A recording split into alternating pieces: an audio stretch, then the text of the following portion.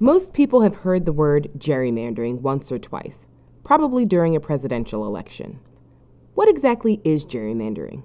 Essentially, it's the process of giving one political party an advantage over another political party by redrawing district lines.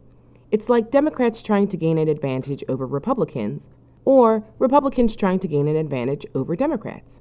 You see, each party wants to gain as many districts as possible so they can do things like control the state budget or set themselves up to win even more districts in the future. So, to understand how this process began and how it continues today, we must go back to 1812 in Massachusetts. Elbridge Gerry, the governor of Massachusetts, supported and signed a bill to allow redistricting. That is, redrawing the boundaries that separate districts. The catch? The new lines would favor Gerry's own political party, the Democratic-Republican Party, which no longer exists. You see, Gerry wanted his party to win as many state Senate seats as possible. The more members of your party who vote, the more likely you are to win an election. The new lines were drawn to include loads of areas that would help Governor Gerry in the future. They were so strange-looking that someone said the new districts looked like a salamander. The Boston Gazette added Gerry's name to the word salamander, and voila! Gerrymandering, the process of dividing up and redrawing districts to give your political party an advantage.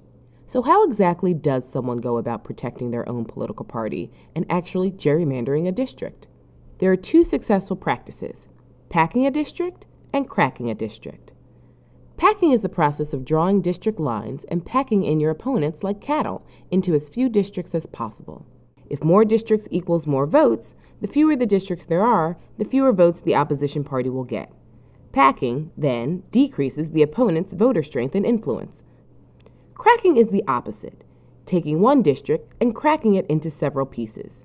This is usually done in districts where your opponent has many supporters. Cracking spreads these supporters out among many districts, denying your opponent a lot of votes. When you have a large number of people who would generally vote for one type of party, those folks are known as a voting bloc. Cracking is a way to break that all up. So when would a party choose to pack their opponent's districts rather than crack them? Well, that really depends on what the party needs. To dilute your opponent's voters, you could pack them into one district and leave the surrounding districts filled with voters of your own party. Or, if you and your party are in power when it's time to redraw district lines, you could redraw districts and crack up a powerful district and spread your opponent's voters out across several neighboring districts.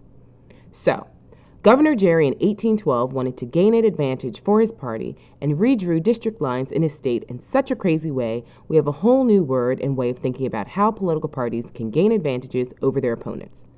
Politicians think of creative ways to draw districts every few years. So, the next time an election comes around and politicians ask people to vote, be sure to look up the shape of your district and the districts that surround it. How wide does your district stretch across your state? Are all of the districts in your state relatively the same shape? How many other districts does your district touch? But always be sure to ask yourself, does my district look like a salamander?